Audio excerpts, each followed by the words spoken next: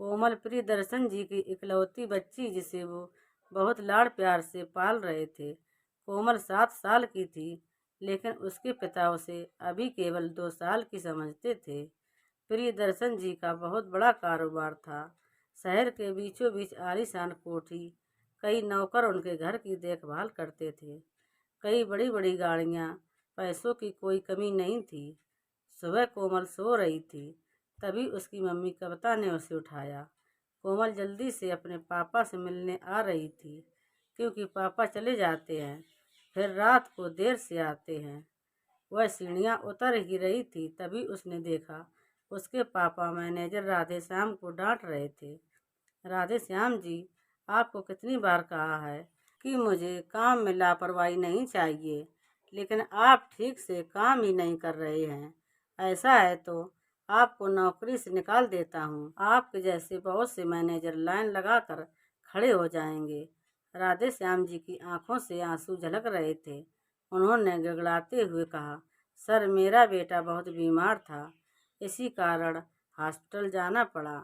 मुझे काम से मत निकालिए, आगे से ऐसी गलती नहीं होगी। कोमल सीढ़ियों पर खड़े खड़े सब सुन रही थी। थोड़ी देर बात करने के बाद राधेश्याम जी चले जाते हैं। कोमल अपने पापा के पास आ जाती है। उसे देखकर प्रियदर्शन जी बहुत प्यार से कहते हैं, मेरा बेटा आ गया, आज तो बहुत जल्दी उठ गया। क्या बात है बेटी, कुछ उदास सी लग रही हो, किसी ने कुछ कहा क्या? यह सुनकर कोमल ने मुस्कुराते हुए कहा, नहीं पापा, किसी ने कुछ नहीं कहा है, बस आप वो राधेश्याम अंकल को डांट रहे थे, मुझे अच्छा नहीं लगा, बेचारे रो रहे थे। प्रियदर्शन जी ने कहा, बेटा, तुम इन लोगों को नहीं जानती हो, ये लोग कोई न कोई बहाना बनाते रहते हैं। आगे से मैं ध्यान रखूंगा कि तुम्हारे सामने ये सब ना हो। प्रियदर्शन जी बातें कर ही रहे थे, तभी कविता जी ने आकर कहा, चलो, आपको ऑफिस के लिए देर हो रही होगी, कोमल को भी तैयार होकर स्कूल जाना है। कुछ देर में कोमल के पापा चले जाते हैं। कोमल भी तैयार होकर स्कूल चल देती है। स्कूल में भी उसका मन नहीं लगता। घर आकर वो अपनी मम्मी को सारी बात बताती है। मम्मी, हम पैसे वाले हैं तो क्या सब हमारे नौकर हैं? कविता जी ने कहा, नहीं बेटा, ऐसा नहीं है, तुम ये सब मत सोचो। रात को कविता जी ने प्रियदर्शन जी से बात की और उन्हें सब बताया।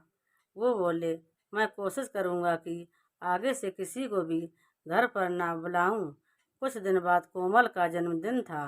कोमल ने स्कूल की कुछ सहेलियों को पार्टी में बुलाया था। उसमें से एक बहुत गरीब घर की लड़की पायल भी थी। उसके पिता चौकीदार थे। पहले तो उसने मना कर दिया, लेकिन कोमल के जिद करने पर वह आने के लिए तैयार हो गई। दोनों बाप बेटी तैयार होकर कोमल के घर पहुंच जाते हैं। कोमल पायल को देखकर बहुत खुश होती है, लेकिन उसके माता पिता पायल और उसके पिता को देखकर बहुत गुस्सा हो जाते हैं। प्रियदर्शन जी कहते हैं, बेटा, ये कैसे लोगों से दोस्ती कर रखी है? इन्हें यहाँ से जाने के लिए कहा नहीं तो मैं भी नौकरों से कहकर इन्हें बाहर करवा देता हूँ।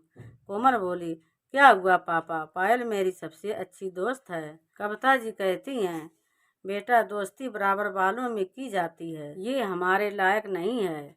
इनकी बातें सुनकर पायल और उसके पिता वापस चले जाते हैं।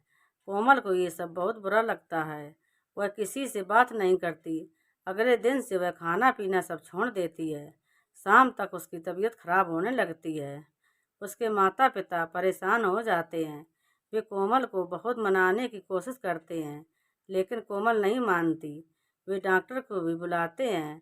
डॉक्टर कुछ दवाइयाँ देता है, लेकिन कोमल दवा भी नहीं खाती।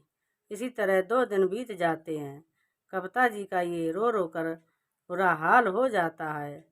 कोमल बेहोश सी होने लगती है। अपनी बच्ची की ऐसी हालत देखकर प्रियदर्शन जी बहुत परेशान हो जाते हैं। बड़े से बड़े डॉक्टर भी जवाब दे देते हैं। कविता जी बहुत मुश्किल से कोमल से बात करती है।